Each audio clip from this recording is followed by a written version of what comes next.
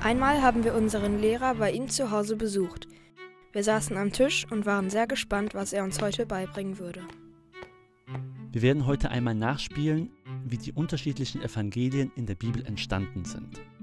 Okay, ich verteile jetzt die Rollen. Du bist Johannes, du wirst ganz nah an meiner Seite bleiben. Lukas, du kannst dort sitzen bleiben. Du bist Markus, du bist ganz nah an mir dran, weil Petrus dir gesagt hat, was du aufschreiben sollst. Matthäus, halte etwas Abstand zu mir. Ihr müsst mich beobachten und euch merken, was ich sage. Gut, dann legen wir los. Ein Mann lief gerade auf dem Bürgersteig. Unser Lehrer hat ihn aufgehalten. Der Mann war etwas überrascht. Der Lehrer sprach mit ihm über Jesus und gab ihm ein Evangelium nach Lukas. Doch der Mann war nicht wirklich interessiert. Neben uns war ein Parkplatz. Unser Lehrer beobachtete einen Wagen auf dem Parkplatz. Eine Dame war im Auto mit ihrem Ehemann. Der Lehrer hat ihr ein Evangelium angeboten und sie hat es glücklich angenommen. Sie unterhielten sich eine Weile und dann verabschiedete sich der Lehrer. Dann kehrten wir zu ihm nach Hause zurück. Gehen wir zurück nach Hause. Der Lehrer sagte: Ihr habt bestimmt eine Menge beobachtet und bitte schreibt es jetzt alles auf. Wenn ihr fertig seid, könnt ihr noch den Bericht von Markus lesen und euren Bericht aktualisieren. Ich hoffe, ihr seid bereit. Ich freue mich schon sehr auf eure Berichte. Wir haben also unsere Berichte nacheinander vorgelesen. Markus war der Erste und wir haben ihm alle zugehört. Als ich meinen Bericht vorlas, unterbrach mich plötzlich der Lehrer. Warte mal.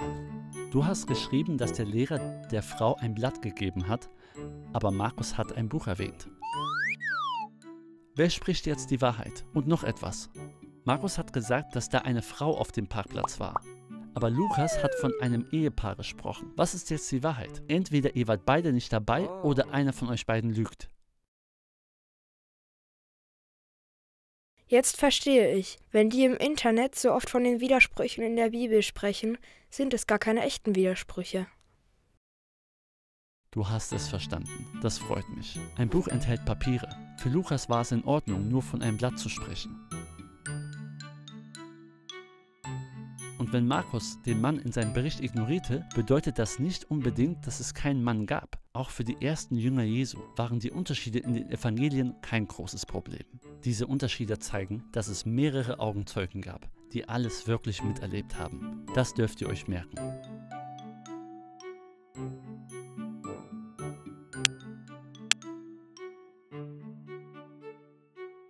Uns ging es in diesem Video um die Frage, was ist ein Widerspruch und was ist kein Widerspruch. Natürlich konnten wir nicht alle zeitlichen und räumlichen Aspekte der Niederschrift des Neuen Testaments mit berücksichtigen. Aber wir glauben, dass Jesus das Wort Gottes ist. Und er hat gesagt, dass die Jünger Jesu an alle seine Worte erinnert werden. In der Bibel steht aber nicht geschrieben, wenn ihr in diesem Buch Widersprüche findet, dann ist dieses Buch nicht von Gott. Wer will, kann in jedem antiken Buch Widersprüche finden.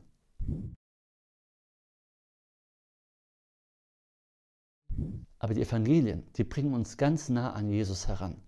Wir sehen Jesus mit den Augen der ersten Zeugen.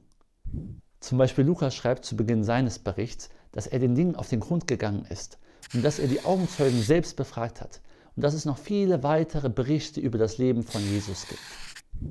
Beurteilt man die 4 Evangelien nach geschichtswissenschaftlichen Kriterien, so sind es exzellente Zeugen aus erster Hand.